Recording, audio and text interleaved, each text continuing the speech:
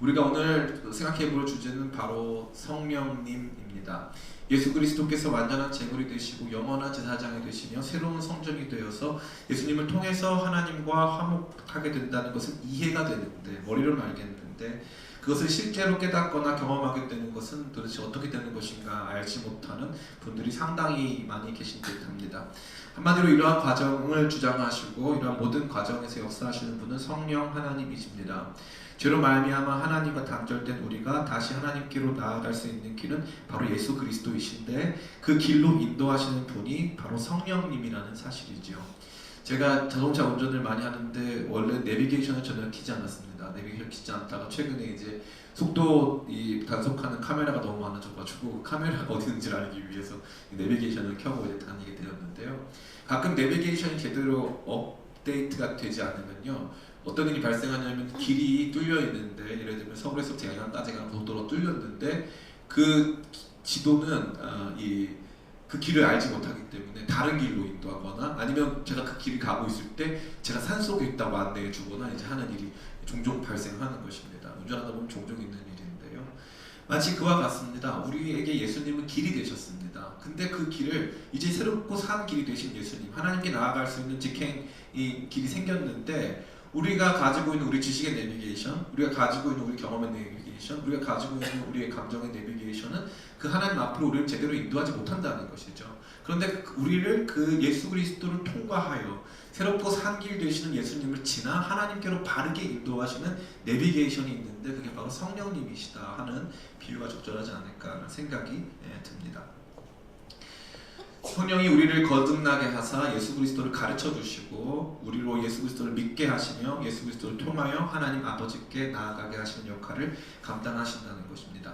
이것은 먼저 예수님께서 니고데모에게 하신 말씀에 분명히 드러나고 있습니다. 요한복음 3장 3절부터 8절입니다. 화면이 준비되어 있습니다. 같이 한번 읽어보겠습니다. 시작. 예수께서 대답하여 이르시되 진실로 진실로 내게 이르노니 사람이 거듭나지 아니하면 하나님의 나라를 볼 수 없느니라.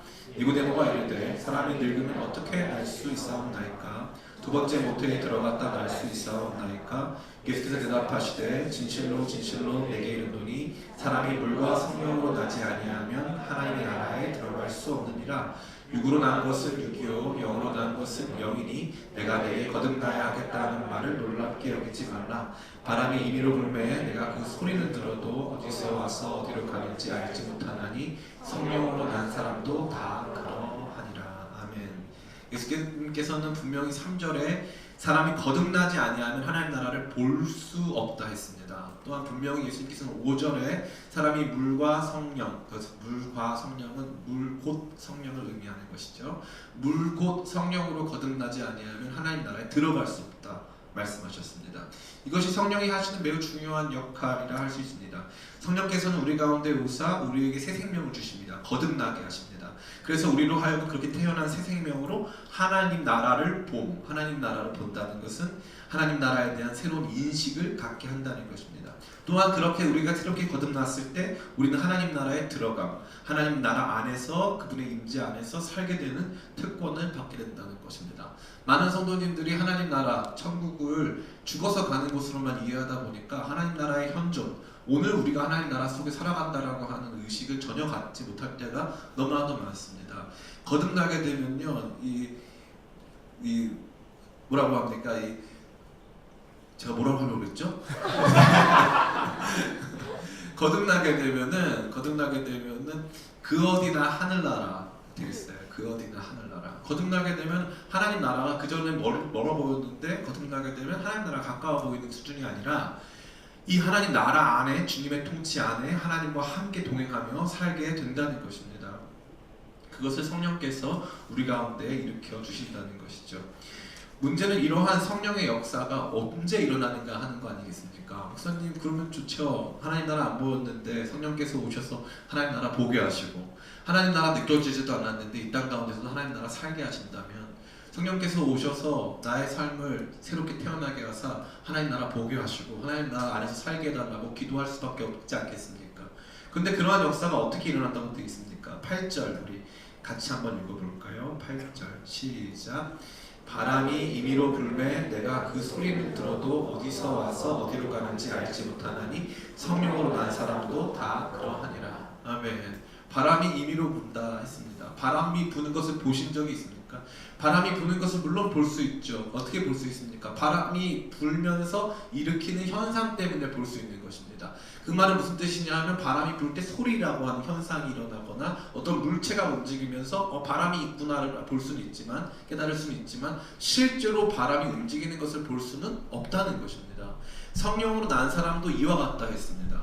우리가 누가 어떻게 성령을 받아서 그의 인식이 개선되고 누가 어떻게 성령을 받아서 그가 새 생명으로 다시 태어나서 하나님 나라를 보게 되었는지에 대해서 우리가 완전히 알 수 있다 없다?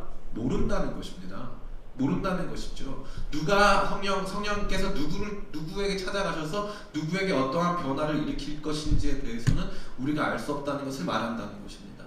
다시 말해 정리하면 이렇습니다. 성령으로 거듭나지 아니하면 하나님 나라 볼 수 없습니다. 성령으로 거듭나지 아니하면 하나님의 나라 속에서 살아갈 수 없습니다. 성령이 아니고서는 예수 그리스도를 주라 고백할 수 없습니다. 다 모든 것들이 성령의 역사 안에서만 일어나는 것입니다.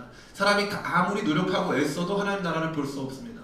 아무리 노력하고 애써도 하나님 나라의 현존, 하나님 나라의 실존을 삶으로 체험하면서 경험하는 것은 불가능한 것입니다. 이러한 역사 속에서 성령께서 놀라운 일들을 일으켜 가시는데 그것은 우리로 하여금 종잡을 수 없게 만드는, 우리로 하여금 그것을 완전히 파악하게 할 수 없게 만드는 일이라는 것을 예수님께서 말씀하십니다. 이러한 성령의 놀라운 역사를 보여주는 사건이 성경에 기록되어 있습니다. 그것은 바로 사도 바울의 회심 사건입니다. 사도 바울은 자기 참 재미있는 정체성을 가지고 있는 사람이었습니다. 자기 자신은 히브리인 중에 히브리인이라고 표현하고 있습니다. 이스라엘 사람으로서 이 베냐민 지파에 속했고 거기서 필요한 모든 율법적인 요구들을 충족시킨 사람입니다. 당시 이스라엘에는 종교적으로 여러 가지 그룹들이 존재했는데 그 중에 가장 율법적인 그룹은 바리새파였습니다. 이 바리새파가 가장 율법에 대한 적극성, 열심을 갖고 있었습니다. 사도 바울은 이 바리새파였습니다. 성경에 대한 지식도 탁월했을 뿐만 아니라 성경 말씀이 요구하는 율법적인 모든 요구들도 완전히 지켜낸 사람이라는 것입니다. 뿐만 아니라 이 사람은 그 당시의 디아스포라 유대인이었습니다.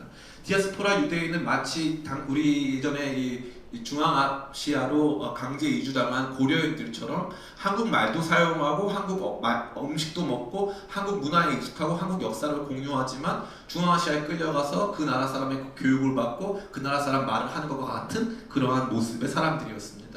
이 사람은 히브리인이었고 유대교에 속하였으며 율법에는 흠이 없는 사람이었고 자기 자신의 역사와 정체성 뿐만 아니라 종교에서는 완전히 구약에 속한 사람이었습니다. 그러나 놀랍게도 이 사람이 살아가는 장소는 바로 그리스 로마의 문화권 속에 살고 있었습니다. 소아시아 지역에 있는 다소라고 하는 지역에서 자라난 것입니다. 그래서 그는 어떤 언어를 사용했을까요? 그는 헬라어를 그의 생활 언어로 사용했습니다. 뿐만 아니라 그는 로마 시민권자였습니다. 그리스 로마 세계는 로마에 의해서 완전히 정복당했습니다. 로마는 그 세계에 있어서 가장 중요한 나라였을 뿐만 아니라 당시 모든 세계에 영향을 미치고 있던 나라였습니다. 그는 로마 시민권을 갖고 있었습니다. 사상적으로는 합리적이고 자유로운 그리스 로마 사상을 갖고 있었고 법률적으로는 로마법에 따라 살아가고 있었으며 종교적으로는 유대인으로 살고 있었다는 것입니다. 그의 독특한 이 정체성은 그로 하여금 굉장히 탁월하고 멋있는 사람의 삶을 살게 만들었습니다.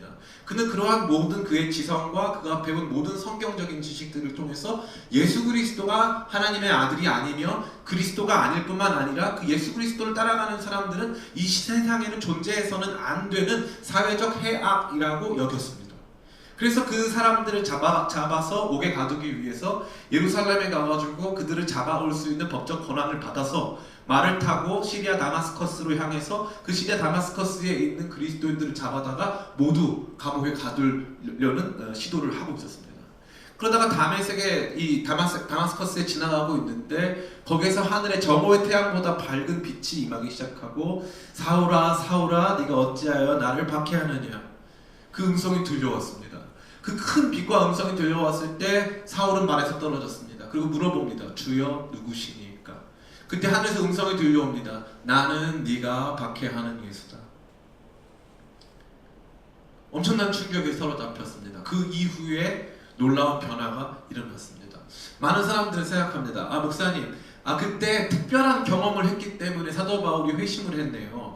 목사님, 제가 가만히 봤더니 하나님의 음성을 직접 들었기 때문에 회심을 했네요. 제가 정답부터 말씀드리자면 아닙니다. 아니에요. 물론 그 환상, 그때 임했던 그 음성, 그때 임했던 강력한 광채가 굉장히 큰 인상을 주긴 했습니다. 그러나 결정적으로 그러한 모든 것들이 사도 바울을 회심시키지는 못했습니다. 어떻게 알 수 있습니까? 사도 바울이 그 큰 빛을 보자마자 눈이 멀었어요. 눈이 멀었는데 사람들의 손에 이끌려서 다마스커스 시내 안으로 들어갔습니다. 근데 재밌는 건 눈을 못 뜨고 있는 상황에서 사도 바울이 어떻게 하냐면요, 밤낮 아무것도 물도 마시지 않고 금식하며 기도합니다. 여러분, 눈이 안 보이면 먹을 수가 없는 건가요? 아니죠. 저는 눈이 안 보인 적이 한두 번 있는데 잘 먹었습니다. 전혀 상관없더라고요. 잘 먹었어요. 눈이 먼 것은 상관이 없어요. 눈이 좀 멀었다 할지라도 큰 빛에 의해서 눈에 손상이 있었다 할지라도 밥 먹는 건 상관은 없습니다. 근데 이 사람 안에 지금 엄청난 고민이 생긴 거예요. 내 모든 지성은 지금 예수라고 하는 그 청년, 그 십자가에 달린 그 청년이 절대 하나님의 아들일 수가 없고 절대 그리스도일 수가 없다 라고 하는 이 지성적인 이 모든 지식을 갖고 있고 그의 논리는 그것으로 완전히 무장되어 있었습니다. 그래서 그는 엄청난 열정을 가지고 예수 믿는 사람들을 다 잡아 죽이고 싶었어요. 그 성경에 뭐라고 되어 있냐면 그 살기가 위협이 등등했다 되어 있는데 그가 살기로 죽음으로 숨을 쉬고 있었다라고 되어 있어요. 죽음으로 숨을 쉬고 있었다. 다 죽여버릴 거야 이런 마음이 있었다는 거죠. 그럼 왜 이 사람 안에는 이 놀라운 변화가 일어납니까? 한번 말씀 같이 보기를 원합니다. 사도행전 9장 17절부터 22절입니다. 같이 한번 읽어볼까요? 시작. 아나니아가 떠나 그 집에 들어가서 그에게 안수하여 이르되 형제 사울아, 주 곧 내가 오는 길에서 나타나셨던 예수께서 나를 보내어 너로 다시 보게 하시고 성령으로 충만하게 하신다 하니 즉시 사울의 눈에서 비늘 같은 것이 벗어져 다시 보게 된지라. 일어나 세례를 받고 음식을 먹음에 강건하여지니라. 사울이 다메섹에 있는 제자들과 함께 며칠 있을새 즉시로 각 회당에서 예수가 하나님의 아들이심을 전파하니. 안 나오나요? 다음 화면이 없나요? 없습니까? 저는 다 드린 것 같은데 전파하니 돼 있고요. 그 다음에 되니까 듣는 사람 다 놀라 말하되 이 사람이 예루살렘에서 이 이름을 부르는 사람을 멸하려던 자가 아니냐. 여기 온 것도 그들을 결박하여 제사장들에게 끌어 가고자 함이 아니냐 하더라. 사울은 힘을 더 얻어 예수를 그리스도라 증언하여 다메섹에 사는 유대인들을 당혹하게 하니라. 사울이라고 하는 사람이 여기 왜 왔는지를 모든 사람이 다 알고 있었습니다. 예수 믿는 사람들을 잡아서 감옥에 가두기 위함이었어요. 근데 지금 이 사울이라고 하는 사람 입에서 뭐가 나오는 첫 번째, 예수는 하나님의 아들이다. 즉시로 나아가 예수는 하나님의 아들이다 증언했습니다. 그리고 나가지고 사람들이 많이 놀라니까 또 나아가서 즉시로 가서 예수는 그리스도라 증거했어요. 이렇게 증거하는 사람들을 감옥에 가두고 이렇게 증거하는 사람들을 실제적으로는 이 세상에서 박멸하고 싶었던 사람이 이 사울이라는 청년이었습니다. 근데 이 사람 안에 180도 변화가 일어난 거예요. 180도. 이 사람이 이 신앙 안으로 완전히 빨려 들어오게 된 것입니다. 언제요? 언제 이 눈이 벗겨졌습니까? 그것은 바로 17절에 기도할 때였습니다. 그 기도의 내용은 이렇습니다. 아나니아가 떠나 그 집에 들어가서 그에게 안수하여 이르되 형제 사울아, 주 곧 내가 오는 길에 나타나신 예수께서 나를 보내어 너로 다시 보게 하시고 성령으로 충만하게 하신다. 성령으로 충만하게 하신다. 이 성령으로 충만하게 하신다 라고 하는 이 기도와 함께 그의 눈에서 비늘 같은 것이 벗겨졌습니다. 이 비늘은 실제적인 것이면서 또한 동시에 상징적인 것입니다. 눈에 나의 실제적인 이 육안, 나의 육신의 눈을 멀게 했던 것이면서 또한 동시에 그리스도의 영광을 보지 못하게 했었던 나의 영안을 막아놓고 있었던 것이었습니다. 성령으로 충만하게 될 때 그의 육신에 있는 비늘, 그의 영적 안목에 잡혀있던 그런 모든 비늘들이 벗겨져서 그로 하여금 즉시로 나아가 예수는 하나님의 아들이라고 증언하게 만들고 있다는 것입니다.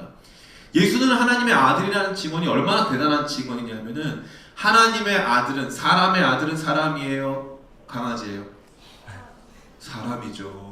강아지가 아무리 예뻐도 사람한테, 물론 사람한테 때로는 강아지라고 부를 때도 있고 개라고 부를 때도 있고 그렇지만 한 행동이 그래가지고 그럴 때도 있지만 이 사람한테 부르는 건 아주 치명적인 욕이 될 수 있습니다. 사람은 사람을 낳아요. 그럼 하나님의 아들은 뭘까요? 하나님의 아들은 뭐예요? 하나님이죠.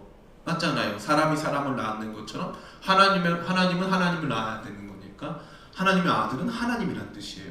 그래서 예수님을 향해서 예수님을 하나님의 아들이라고 부르는 거는 예수님을 낮춰 부르는 게 아니고 예수님을 높여 부르는 거예요. 하나님의 아들은 하나님이니까. 그래서 지금도 이슬람교에 가면요 이렇게 얘기해요. 하나님의 아들이 어디 있어? 하나님 신의 아들이 어디 있냐는 거예요. 그럼 하나님 엄마 어디 갔냐 이거죠. 유대교도 마찬가지예요. 하나님 아들이 어디 있냐는 거예요. 이게 그들이 가지고 있는 사고방식이고 사도 바울이 이것을 합리적으로, 지적으로, 철학적으로, 종교적으로, 구약율법적으로 이것에 대한 모든 디펜스를 가지고 있었던 사람이에요. 근데 이 사람이 한 번에 그의 모든 사고의 총체적 전환을 맞이하게 됩니다. 언제입니까? 성령이 임하신 다음에 다시 봤더니 예수님이 인간이 아닌 거예요. 예수님이 참 하나님의 아들이시라는 것을 발견하고 정말 견딜 수가 없어 즉시로 나아가서 예수는 하나님의 아들이라 증언하기 시작한 것입니다. 거기서 멈췄을까요? 그렇지 않습니다. 예수는 그리스도라 증언했습니다. 그리스도는요 구약 성경 시대에 예언된 구원자를 의미하는 거예요. 왕을 의미하는 것입니다.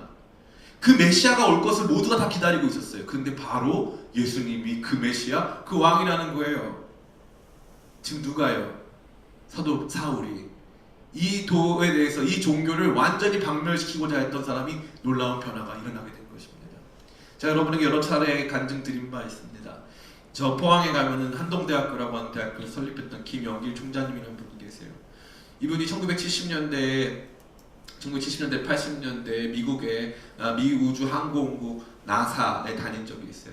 나사 만든 때는 아니고 이제 우주항공을 연구하는 곳인데 이 한국 사람이 나사 연구원이 됐으니까 얼마나 대단하겠어요. 그러니까 거기 있는 미국에서 이제 거주하면서 이제 거기서 생활을 하고 있는데 그 인근에 이제 한인교회에서 이 김영길 총장님 부인을 교회를 다니니까 이 김영길 총장님 전도를 위한 특별 새벽 기도회를 연 거예요. 얼마나 부담스러워.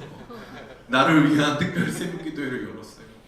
그래가지고 이분이 너무 막 민망하고 그러니까 성경책 한번 읽어봐야 생각을 해가지고 물리학자인데 이 사람이 이제 이 성경책을 창세기부터 읽었다는 거예요. 태초에 하나님 천지 창조하시는 그럴 수 있지 하고 쭉 읽어가는데 그 다음부터 잘 안 믿겨지더라는 거예요. 성경책 딱 집어덮고 나는 그냥 교회에 부인이 원하니까 따라가 줘야 되겠다 이렇게 마음 먹고 교회에 따라갔다는 거예요.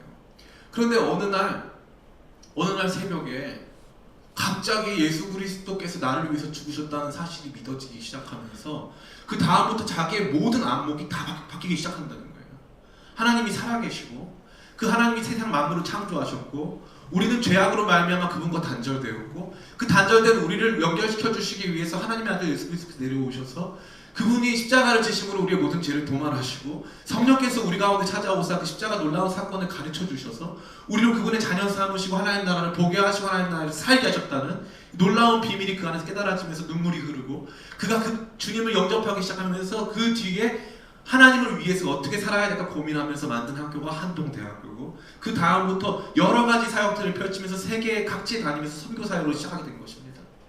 지금은 그렇지 않지만 20여 년 전에는요 이 무슨 이 종합 운동장 우리 잠실 운동장에서 이런 데서 이제 집회를 하면요 참 재밌는 게 무슨 이쪽에는 YM 이쪽에는 CCC 막 청년들이 다 같이 모여서 막 집회를 해요.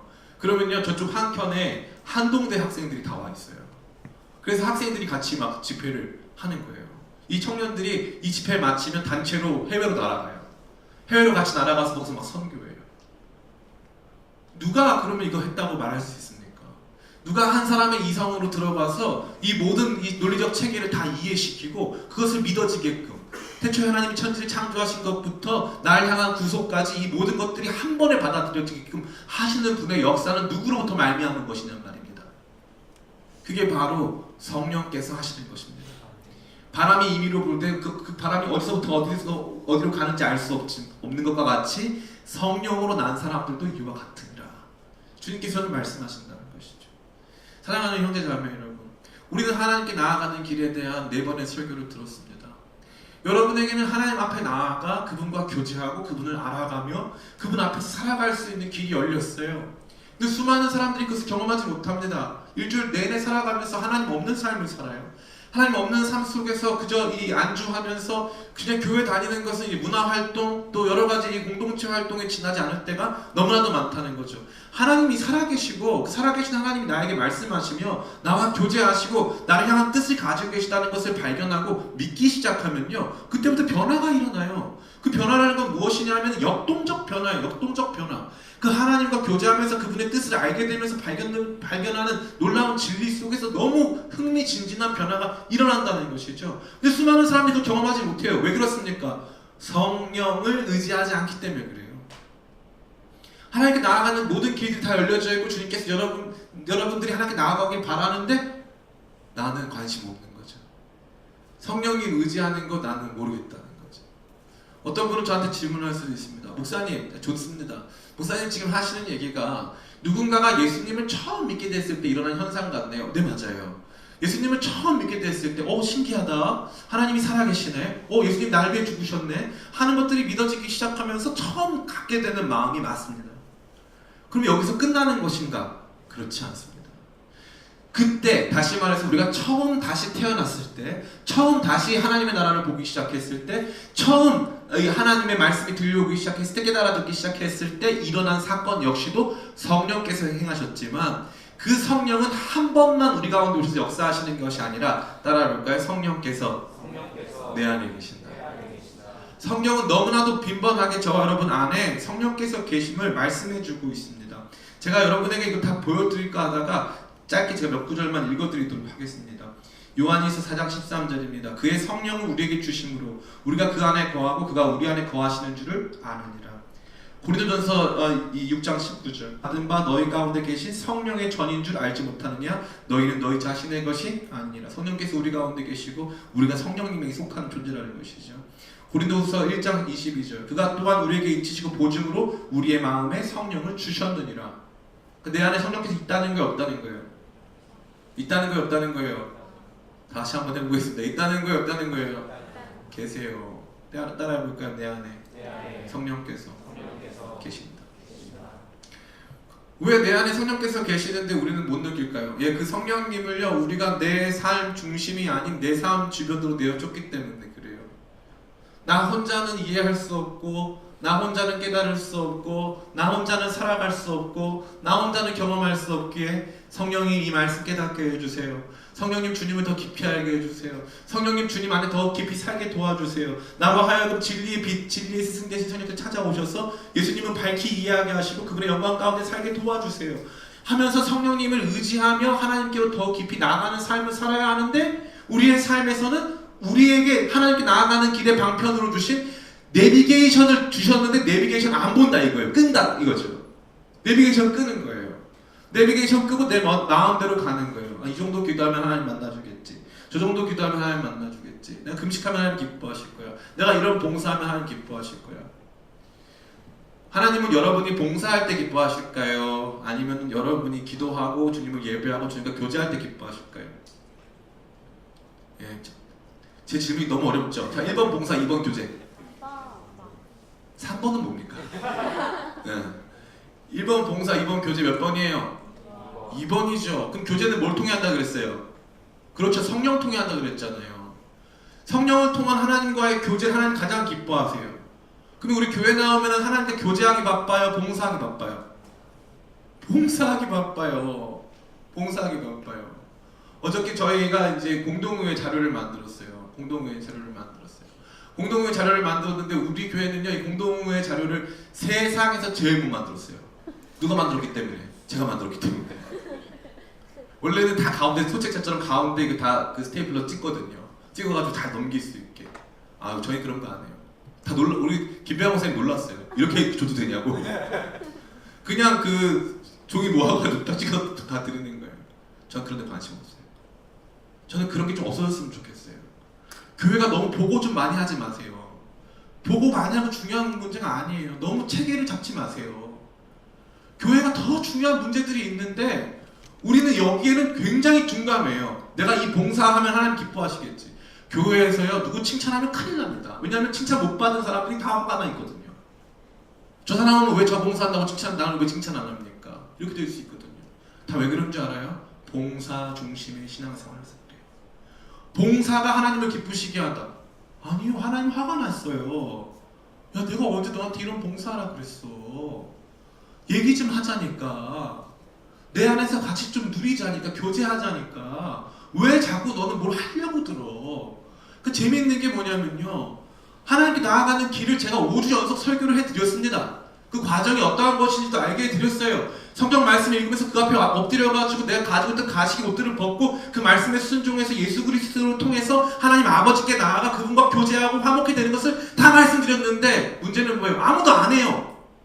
관심이 없어요. 뭐에 관심이 있냐? 내년도에 무슨 사역, 다음 주에 누가 뭐 하는가. 저는요, 그런 거 하나도 없는 주일이 있었으면 좋겠어요. 진심으로.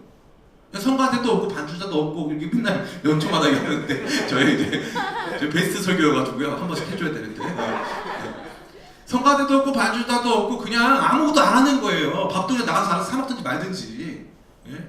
와가지고 진짜 여기서 딱 주님만 바라보는, 이게 안 되면요, 이거 너무 불편하죠? 문제가 있는 거예요. 여러분 신앙에 이게 너무 불편하면 문제가 있는 거라니까요. 아, 이건 다 완벽하게 돼야 되는데 문제가 있는 거예요. 하나님이 안 보인다는 뜻이거든요. 살아계신 하나님이 안 보인다는 뜻이에요. 내 안에 성령이 역사하지 않는다는 뜻이에요. 그럼 내 안에 성령이 왜 역사하지 않느냐? 우리에게 구원의 보증과 확신을 주신 성령께서 역사하지 않으시냐? 성령님은 인격이신데 우리가 그 성령님을 무시하고 있다는 뜻이거든요. 성령님 의지 안 한다는 뜻이거든요. 예배를 드릴 때, 찬양을 부를 때, 말씀을 들을 때, 기도를 할 때 성령님 의지 안 한다는 뜻이거든요. 그분을 인격으로 여기지 않는다는 뜻이거든요. 그래서 신앙생활 전체가 기계로 바뀌어 있다는 거거든요. 몇 시에 예배는 시작해서 몇 시에 끝나야 되고. 저는 그런 게 없는 교회를 꿈꿉니다. 그래서 잘 안 되는 것 같아요. 왜냐면 그런 즐거움도 있어야 되잖아요. 뭐 칸타타도 하고, 뭐 바자회도 하고, 또 가면 끝나고 저희 사람들 요즘 맞겠지만, 그래도 왜냐면 핵심 인물이 저희 집사람이 이 모든 것의 핵심 인물이거든요. 그래서 칸타타도 제일 열심히 하고, 물건도 저 몰랐는데 바자회 물품을 10만 원어치 샀다는 거예요. 깜짝 놀랐습니다. 하나님이 놀라실 것 같아요. 너는 왜 바자회 물품을 이렇게 많이 샀느냐? 진정 선교를 위한 것이냐? 하나님 물으실 것 같아. 걱정이 막 돼요. 지금 무슨 말씀을 드리는 거예요? 우리 안에 지속적으로 이것을 자꾸 갈아엎지 않으면요, 여러분의 신앙이 자꾸 그거 중심으로 바뀌면서요, 나중에 더 무서운 얘기 해드릴까요? 진짜가 들어오면 어색한 거예요. 진짜를 만나면 어색한 거예요. 갑자기 막 우리가 예배를 드리는데 한 사람이 하나님 만나서 막 뒹굴고 있고 막 주님 하면서 눈물 막 흘리면요, 그게 어색한 거예요. 좀 누가 빨리 진정시켜줬으면 좋겠는 거예요. 정상이에요, 비정상이에요? 비정상이에요. 우리 신앙이 비정상에 익숙해진다는 거예요. 왜요? 살아계신 하나님 못 느끼니까. 한 번도 느껴본 적이, 예배 가운데 그 충격을 받아본 적이 없으니까. 근데 그게 너무 당연하게 된 거예요. 주일날 집에 돌아가면은, 야, 오늘 저 남자 성가대 되게 못하더라. 못하진 않았어요. 네, 못하진 않았어. 또 이런 거 가지고 상처받아가지고 남자 성가대만 싫어하시네. 엘토 우리 뭐 두 자매 다영이랑 서영이랑 뭐 문제가 많더라. 이런 말들 막 하면서 막 그거 가지고 막 하루 일주일 내내 묵상하는 거야. 지난주에 그때 우리가 웃겨가지고 막 이러면서 그때 막 이게 막 우리의 그냥 모든 신앙생활을 지배해버리는 거예요. 그래가지고 예배를 잘못 드리고 나면 화가 나야 되는데, 예배 잘못 드린 건 관심이 없고요, 무슨 뭐 하는데 내 이름 빠지면 화가 나는 거예요. 왜 내 이름 안 집어넣었어? 내 이름 어디 갔어? 여러분 이름 천국에 기록된 이름 있습니다. 천국에만 기록되면 되죠. 뭐 다 나와야 돼요. 예? 왜 자꾸 우리의 믿음이 성령님 한 번 의지하지 못하고 하나님 앞에 진짜 살아계신 하나님 앞에 나아가는 그 믿음, 그 치열한 싸움, 주님께서 그 길을 열어주셨는데 그 아들을 완전한 재물 삼으시고 아들을 영원한 제사장 삼으시고 아들의 육신을 갈라 그것을 갈라진 휘장 틈사이로 새롭고 산 길을 여셔서 그 아들을 지나 보혈을 지나 하나님 아버지께로 인도해 주셨는데 왜 우리는 성령님 의지해서 그 길 안 가냐 이거예요. 하나님께 나아가는 게 백날 설교하면 뭐합니까? 안 가는데, 갈 마음이 없는데, 지나면서 살아계신 하나님 앞에서 눈물 흘리면서 감동받으면서 한 기억들이 저 먼 옛날 누구 수련회 갔을 때, 그때 태어난 친구가 벌써 대학교를 갔어요. 제 얘기하고 있는 거죠. 그 옛날 신앙만 붙잡고 왜 지금 우리는 오늘 내 안에서 역사하셔서 형제 사울아, 죽고 네가 오시는 길에 너를 만났던 예수께서 나를 보내서 너로 다시 보게 하시고 성령으로 충만케 하시다. 눈에 비늘이 쫙 벗겨지면서 그전에는 보이지 않던 하나님 나라가 보이기 시작하고 그전에는 보이지 않고 깨달아지지 않던 예수 그리스도가 깨달아지기 시작하면서 즉시로 나아가서 예수는 하나님의 아들이시다, 예수는 그리스도다 증언하며 사는 삶. 사도 바울이 그때 증언 한 번만 했습니까? 평생 증언했습니까? 평생 증언했어요. 성령께서 그 안에 계심으로 그를 날마다 진리의 깊은 세계 속으로 인도하시면서 하나님과의 거룩한 규제 속에 살아가게 하시면서 날마다 증언하게 하시는 거예요. 이런 특징이 뭡니까? 누가 나가서 증언하면 저 사람은 왜 그런지 모르겠는 거예요. 아, 너무 독특하다. 쟤는 삶을 포기했나 보다. 삶을 포기한 게 아니고 진짜 영원한 삶을 붙잡아서 그래요. 수많은 선교사님들 왜 거기 가서 고생하는 줄 알아요? 이것이 영원한 삶. 영원한 삶, 참 하나님과 그의 아들 예수 그리스도를 아는 삶. 영생은 참 하나님과 그의 아들 예수 그리스도를 아는 삶. 진짜 삶의 가치를 붙잡았기 때문에 내 것을 포기해도 아깝지 않은 거예요. 그걸 보다 보면요, 아, 저래야 되는데 내가 아직 부르심이 하나님에 대한 하나님께서 나를 향한 부르심이 충분하지가 않고 아직 그런 확신이 부족해서 내가 못 가고 있는 것뿐이지, 주여 나를 불러주시면 내가 가겠습니다. 주님 나를 불러주시면 영원한 증인으로 살겠습니다. 이러한 거룩한 고백이 내면 안에서 터져 나오는 거, 이게 진짜 신앙인 안에서 나타나는 모습인 줄 믿습니다. 사랑하는 성도 여러분, 이제 말씀 마칩니다. 기독교 신앙 죽은 신앙 아니에요. 여러분의 신앙을 잘 생각해 보세요. 내가 교회를 다니는데 저 천주교인이 교회 다니는 거랑 저 불교 신자가 절에 다니는, 불교 신자가 교회 다니는 거예요. 불교 신자가 절에 다니는 거랑 다를 게 없다. 다를 게 없다. 우리 교회에 예전에 이 30년 동안 절에 절 다니시던 분이 우리 교회 오셔서 집사님 되셨잖아요.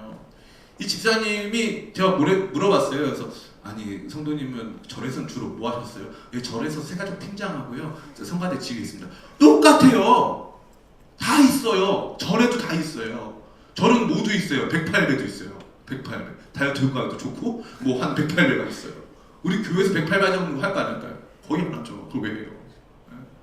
우리보다 훨씬 더 종교 생활에 강한 사람이 있어요. 근데 우리 안에 복음이 종교가 돼요. 우리 안에 성령이 안 계세요. 계신데 그분을 무시해. 계신데 그분을 의지하지 않아. 계신데 그분께서 원하시는 길로 가지 않아. 그분의 인도하심을 쫓아 예수 그리스도를 지나 하나님 아버지 앞으로 나아가지 못하는 그러한 모습이 우리 가운데 너무 많다는 것입니다. 사랑하는 청년 성도 여러분, 전 여러분들에게 이 예수 그리스도를 알고 누리고 그분 안에서 살아가는 자유 이용권을 드리고 싶어요. 따라해볼까요? 성령께서 예수님을 누리게 하는 자유 이용권. 성령님을 날마다 의지하여 주의 말씀 앞에 서고 기도하고 예배하기 시작하면 어느 날 어떤 게 있냐면, 제가 제일 좋아하는 은혜, 무슨 은혜라고 했어요? 충청도 은혜. 그분이 우리 가운데 역사하기 시작하면요, 길을 가다가 눈물이 흘러요. 길을 가다가 그분의 십자가 사랑이 너무 귀해서 길을 가다가 눈물이 흘러요. 설거지를 하고 있는데 갑자기 눈물이 뚝뚝 떨어져요. 예? 텔레비전을 보다가 갑자기 거기서 감동적인 장면이 나오면 하나님의 마음 내 안에 부어진다고. 성경 말씀이 갑자기 깨달아져요. 아, 그 말씀이 그거였구나. 너무 감사합니다. 이게 정상적인 신앙생활이에요. 걸으면서 눈물 흘리는 거, 운전하면서 찬양 듣다가 감동받고 눈물 흘리는 거, 이게 정상인데 우리는 이거 특별한 걸 생각하고 아무 느낌 없는 게 정상이래요. 아무 진리에 대한 이해가 없는 게 정상이래요. 애가 초등학교를 갔는데, 초등학교를 가가지고 기억니은을 6학년 때까지 못 띄면 미안한 말, 그런 애들도 있을 수 있어요. 네, 그런 애들도 있을 수 있어요. 그런데 그거는 정상이라고 해요. 약간 비정상이라는 말은 좀 미안해가지고 독특하다고 해요. 네, 느리고 끝나 독특하다고 하죠. 그건 사실 엄밀히 말하면 정상적인 상황은 아니에요. 그 예수님을 10년, 20년, 30년, 40년 믿으면 우리 안에서 어떤 변화가 일어나야 되죠? 성장이 일어나야 되죠. 그 성장은 무엇을 통해 일어나죠? 성령님을 통해서 일어나죠. 성령은 저와 여러분 어디로 인도하죠? 예수 그리스도께 인도하죠. 예수 그리스도께서 누구신지 보게 하고 그분이 한 일을 우리 가운데 적용시킬 뿐만 아니라 하나님 나라를 보게 하시죠. 새 생명을 주시죠. 성령 의지하지 않기 때문에 오늘 우리 수많은 청년들 안에 그러한 변화가 없고 그러한 체험이 없고 진리를 맛보는 그 놀라운 능력이 우리 가운데는 많이 부족한 것입니다. 여러분 모두를 이 주님 앞으로 인도하시는 성령님께 초청합니다. 다시 한번 성령님 의지해서 하나님 앞으로 나아와서 예수 그리스도를 알고 만나고 체험하고 그분 안에 살아가시기를 예수님의 이름으로 축원합니다.